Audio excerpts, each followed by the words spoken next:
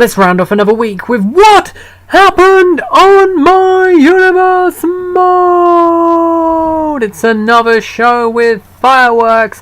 It's Smackdown Live. We were in Baton Rouge, Louisiana, and we've got a big Christian promo to headline the show, but we start off with what was going to be Ronda Rousey's debut match on Smackdown, but it ended up with Ronda Rousey getting attacked on the ramp by the man and the new Smackdown Women's Champion, Becky Lynch. Lynch threw Rousey down the aisleway, getting the occasional punch, kick and forearm in on the way. Eventually they got to the ring. Becky got in the ring, started posing. Ronda Rousey got in the ring and punched her in the face. Rousey threw Becky Lynch into the corner, then threw her into the corner post. She then got a punch to the back of the head and threw her to the outside, but on the apron Becky Lynch was able to get her whereabouts again and kick Ronda as she came for her. With Becky back in the driving seat, for some reason the Xbox kept making her throw Ronda Rousey into the corner and then hitting her in the corner. We eventually got the ending cutscene. I'm quite impressed at how long the Xbox gave it until they ran that cutscene. Normally they do it straight away. Anyway, backstage there was more fighting going on as Zack Ryder was trying to get AJ Styles' Intercontinental title using that 24/7 rule. Zack Ryder must have caught AJ Styles just as he arrived in the building, although I don't know why AJ Styles is travelling in his wrestling gear.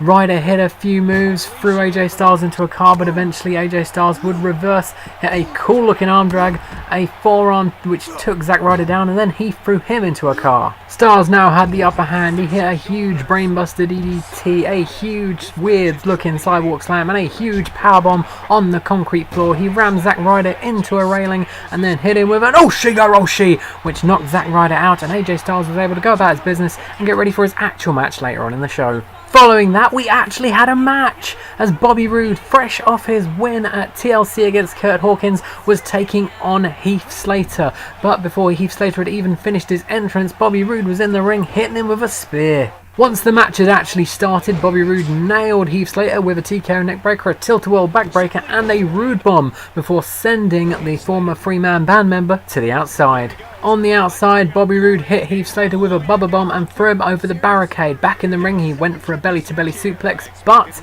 Heath Slater was actually able to reverse it and hit him with a glorious DDT. He went for the pin, but Bobby Roode was able to kick out of his own move at 2. Heath Slater's quick moment of hope was quickly squashed by Bobby Roode, who reversed the next move, hit him with a spine buster and then the actual glorious DDT. He went for the pin, had his foot on the rope as well, and Bobby Roode was the winner in glorious fashion. More action next from the SmackDown Women's Division as Alexa Bliss, accompanied by Mickie James, was facing off against Carmella, who is in fact money.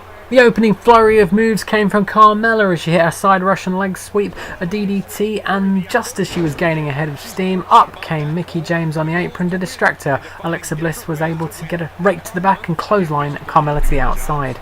On the outside, Alexa Bliss managed to get a Hurricane Runner, and on the inside she hit the slowest Code Red in the world, which didn't affect Carmella too much. She was able to reverse with an elbow, hit an arm breaker and a leg drop, and then send Alexa Bliss into the corner and hit her with a massive forearm.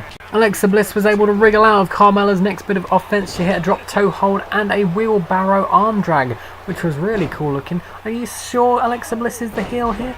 She hit a nice Hurricane Rana and then got her leg caught. Carmella sent her to the floor and locked her in a single leg crab, but unfortunately for her, Bliss was too close to the ropes. It was a rope break. She rolled to the outside, choked Carmella on the rope, hit her with a back suplex, hit her with insult to injury, got to the top rope, hit Twisted Bliss, and pinned Carmella for the win. Alexa Bliss was victorious. Having already had to fight off Zack Ryder backstage, AJ Styles, the Intercontinental Champion, was out for his actual match against Ty Dillinger in what was the competitive main event of the evening. But before the match started, we had another visitor, as Shinsuke Nakamura came down to watch.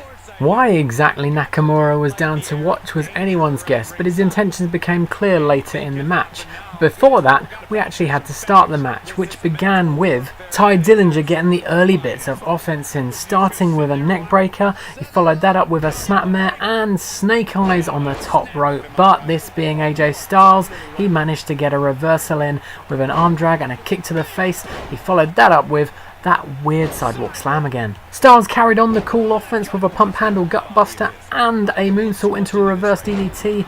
After that though, it was time to find out why Nakamura was there, why it was to distract AJ Styles in that cutscene that we don't see often enough that's been going for years. And of course we all know how that cutscene ends, with Ty Dillinger taking advantage of the distraction and gaining the upper hand on AJ Styles. Back in the ring, he twisted his arm up, hit him with a knee drop, but then lost control when AJ Styles elbowed him in the face. AJ's momentum was brief however, as Ty Dillinger reversed his next move, hit him with his signature, went for his running knee, but then got caught with a fireman's carry. AJ Styles hit him with an enziguri and the phenomenal forearm, but the ref was in the way, so we had to hit another finisher, so you got something good to see. It was the Styles Clash. He went for the pin, and AJ Styles, your Intercontinental Champion, was also your winner. It was now time to end the week in a different way, with a promo as Christian made his way to ring to say a few words, and this was going to get confusing if you were doing the whole promo. Luckily, we're just giving you the highlights. First up, Christian congratulated The Miz on beating him, but warned that would never happen again. Christian then requested they go to war one more time and demanded that The Miz came out there to accept his challenge. And that's where things got weird, because for some reason they swapped places, so I'll skip that whole bit and go right to where Christian headbutted The Miz. Impressively, The Miz just took the headbutt and stood right back up. He went for a kick, but Christian was ready for it, hit him with a spinning heel kick and a clothesline and a full forward suplex. Christian wanted to punish The Miz after he cheated to beat Christian at TLC in their world title match, so he sent him to the outside, grabbed a chair, whacked him a few times, whacked him into the apron, threw him into the barricade and stood over him as we ended the show. And so that's it for another What Happened on My Universe mode. Like and subscribe, something different next.